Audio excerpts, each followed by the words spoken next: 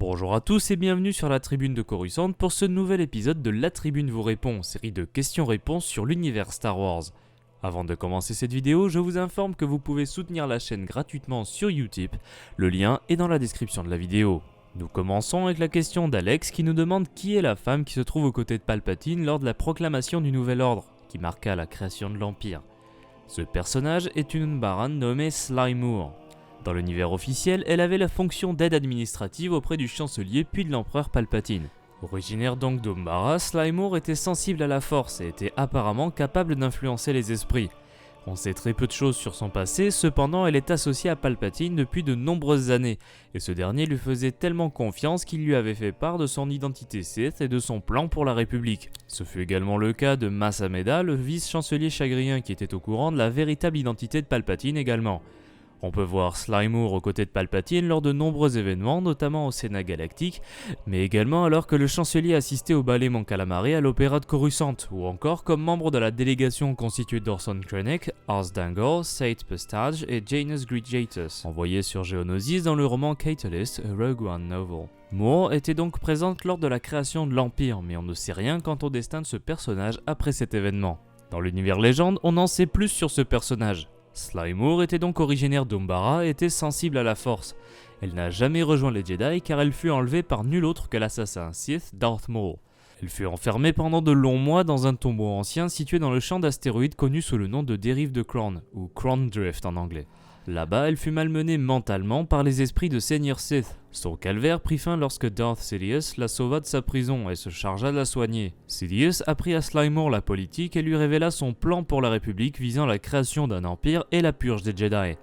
Moore étant d'une loyauté sans faille pour son maître, elle le suivit dans sa carrière politique alors que Palpatine s'apprêtait à devenir chancelier. Palpatine avait même enseigné à Sly Moore des préceptes du côté obscur. Alors que la motion de censure contre le chancelier Finis Valorum eut lieu, des rumeurs ont surgi racontant que Sly Moore avait fait du chantage à Saitaria, l'aide du chancelier, afin qu'elle quitte son poste et que Sly Moore puisse rester aux côtés de son maître, devenu par la suite le chancelier Palpatine. Elle suivit Palpatine jusqu'à la création de l'Empire au sein duquel elle intégra le Conseil impérial. Des rumeurs racontaient que Sly Moore était devenue l'amante de l'empereur Palpatine.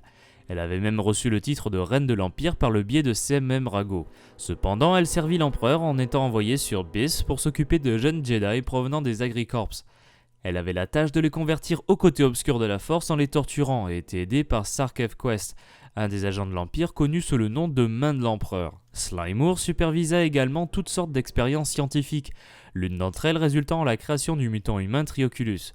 Moore finit par obtenir d'une source inconnue de l'ADN d'un être sensible à la force et s'évertue à découvrir le secret de la manipulation des midi-chloriens cher à Darth Plagueis, l'ancien maître de Sidious, afin de créer la vie et l'inséminer chez une femme. Alors que Moore avait disparu subitement de la cour impériale, les rumeurs racontaient que Moore s'était inséminée elle-même suite à ses expériences et s'était retirée sur Umbara. Elle y aurait donné naissance à un fils, Triclops, un mutant humain à 3 yeux, surnommé le fils de Palpatine. C'est en utilisant cette histoire que Trioculus a notamment tenté de prendre le contrôle de l'Empire en usurpant l'identité de Triclops. On raconte également que Moore aurait péri en donnant la vie à son enfant Triclops. Ce dernier affirmera plus tard qu'il était le fils biologique de l'empereur, cependant il est difficile de voir la vérité avec toutes ces rumeurs et ces déclarations concernant le destin de Sly Moore et de son fils supposé Triclops. Nous poursuivons avec la question d'Ardiorel qui nous demande si d'autres galaxies que la galaxie principale existaient. Dans l'univers officiel, on sait qu'il existe d'autres galaxies, tout d'abord le dédale de Rishi. Cette galaxie naine était située à 12 parsecs, soit 39 années-lumière de la planète Kamino. On peut voir dans la carte des archives Jedi qu'il existe d'autres galaxies proches de la galaxie principale, mais pour le moment nous ne savons pas leur nom. Dans le roman Last Shot, Taka Jamorisa clame qu'on est à sa recherche dans 18 galaxies, même si cette affirmation ne semble pas être véridique.